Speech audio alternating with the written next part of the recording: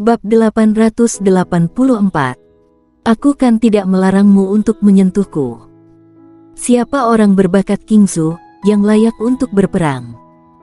Begitu kata-kata ini keluar, dapat dikatakan seluruh Kingsu menjadi panas.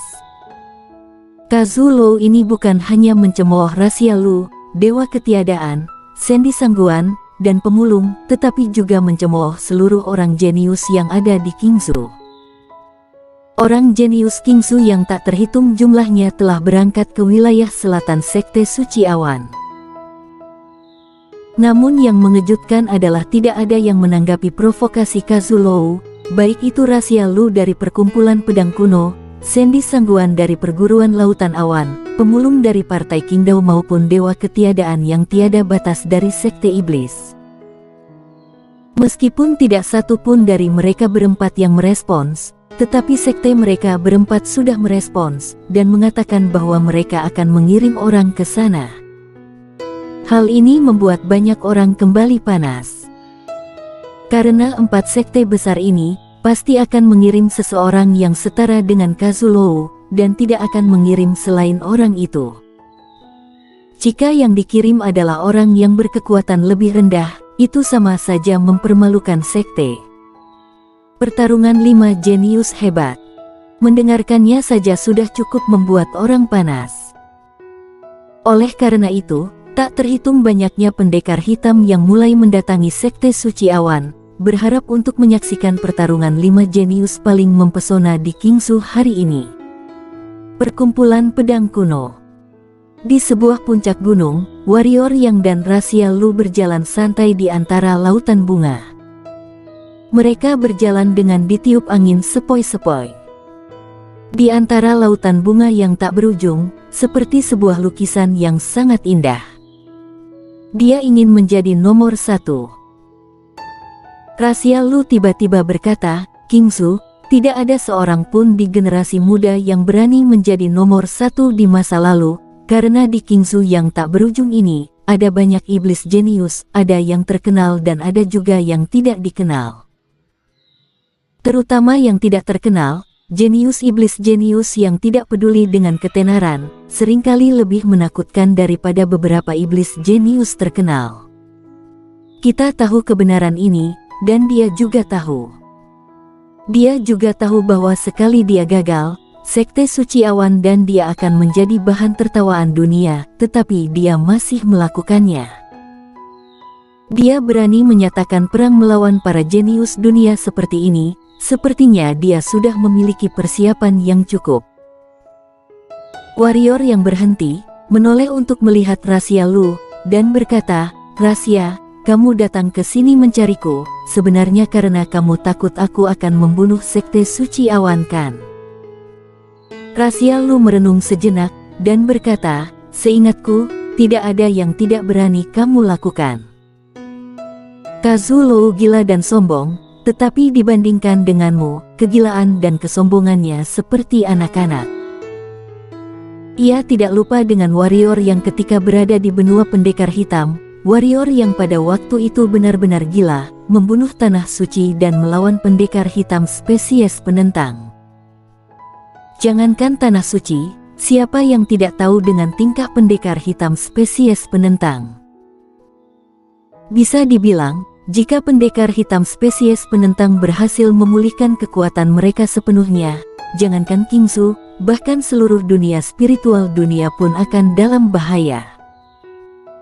Alasan mengapa pendekar hitam spesies penentang dikalahkan saat itu bukan hanya karena perpecahan internal mereka, tetapi juga karena dunia spiritual mengundang bantuan luar.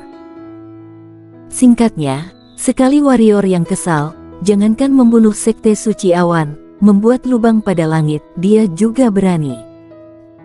Warrior yang tersenyum dan berkata, apakah menurutmu aku ini sangat gila dan sombong? Rahasia Lu menggelengkan kepalanya, dan berkata, kamu memiliki dua sisi, jahat tetapi juga baik. Baik atau jahatnya dirimu tergantung pada bagaimana orang itu memperlakukanmu. Jika orang itu tidak memprovokasi kamu, biasanya kamu tidak akan memprovokasi orang itu, tetapi begitu orang itu memprovokasi kamu, maka kamu akan menjadi iblis yang tak kenal takut. Warrior yang mengambil napas dalam-dalam, melihat ke kejauhan, dan berkata, Rasya, kamu harus memahami bahwa di dunia ini, orang baik tidak akan hidup lama. Aku selalu seperti itu, orang tidak menyinggungku, maka aku tidak akan mengganggu orang. Jika orang menggangguku, maka aku kan membunuhnya. Tapi jangan khawatir, aku saat ini tidak akan gegabah. Yang harus aku lakukan sekarang bukanlah membunuh sekte suci awan, tetapi meningkatkan kekuatanku. Karena ketika kekuatanku menjadi semakin kuat, barulah bisa membunuh, jika tidak, maka aku yang akan dibunuh. Saat waktunya tiba, aku akan menemanimu ke sekte suci awan. Kata Rasya Lu tiba-tiba. Berharap demikian. Warrior yang tersenyum. Apakah kamu tahu apa yang diwariskan ilmu pedang yang kamu berikan saat itu? Rasya Lu tiba-tiba berkata. Agak penasaran. Kata warrior yang. Seberapa kuat generasi kedua pemilik roh pedang? Dia tidak terlalu jelas, pokoknya kuat, sangat kuat, setidaknya tidak lebih lemah dari master pedang saat ini. Apalagi dia memegang roh pedang di tangannya, bisa jadi dia bisa menjadi master di atas pendekar suci.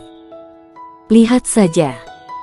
Setelah Rasya Lu selesai berbicara, dia maju selangkah. Tangannya perlahan memegang gagang pedang di pinggangnya. Kemudian, pemandangan aneh muncul. Jiwa Rasya Lu tiba-tiba meninggalkan tubuhnya, dan pergi ke atas kepalanya. Pada saat yang sama, jiwanya juga mempertahankan postur yang sama dengan tubuh Rasya Lu. Potong.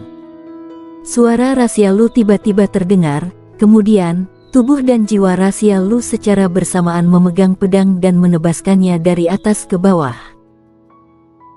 Pedang itu jatuh tanpa suara, tetapi sebuah gunung dengan tinggi lebih dari 1000 meter dan lebar ratusan meter di kejauhan langsung terbelah menjadi dua, dan celah besar muncul di tengah gunung.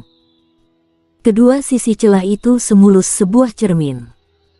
Pupil warrior yang sedikit menyusut, dengan tatapan yang serius.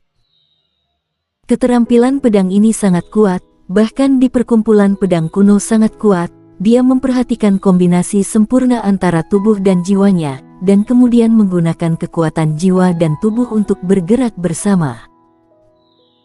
Kekuatan langit dan bumi, ditambah dengan karakteristik jiwa pedang langit peringkat ketiga, menjadikannya tidak hanya sangat kuat, tetapi juga dapat menyembunyikan gejolak energi pedang itu sendiri. Aku pernah menggunakan teknik pedang ini untuk membunuh seorang senior tingkat tinggi setengah suci dengan satu tebasan. Jiwa Rasya Lu kembali ke tubuhnya, lalu berkata sambil berjalan ke depan warrior yang. Setelah merenung sebentar, warrior yang tersenyum, dan tanpa sadar ingin menyentuh kepala Rasya Lu, tetapi dia sepertinya memikirkan sesuatu. Dia menurunkan tangannya dan berkata, Aku tahu kamu ingin mengingatkan aku dengan kesenjangan antara aku dan Kazulo. Jangan khawatir, sekarang aku tidak akan menemuinya untuk bertarung. Apa yang kamu takutkan? Rasya Lu tiba-tiba berkata. Hah? Warrior yang bingung. Jika kamu ingin menyentuh, maka sentuhlah, aku kan tidak melarangmu untuk menyentuhku. Rasya Lu menatap lurus ke arah warrior yang. Warrior yang sedikit kaget, lalu kemudian sedikit canggung.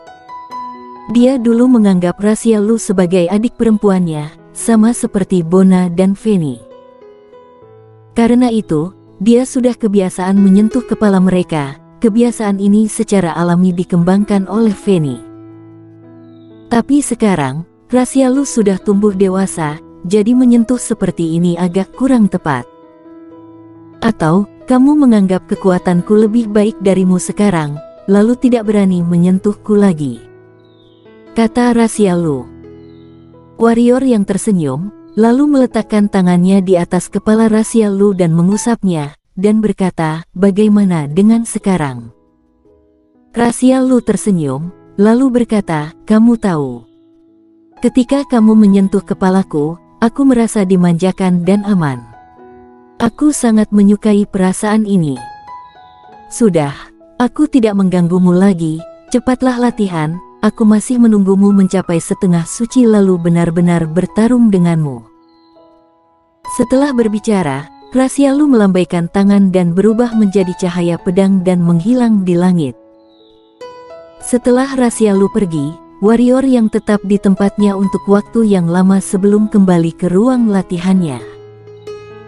Ruang latihannya sangat besar sehingga tidak bisa melihat dengan jelas jika hanya sekilas.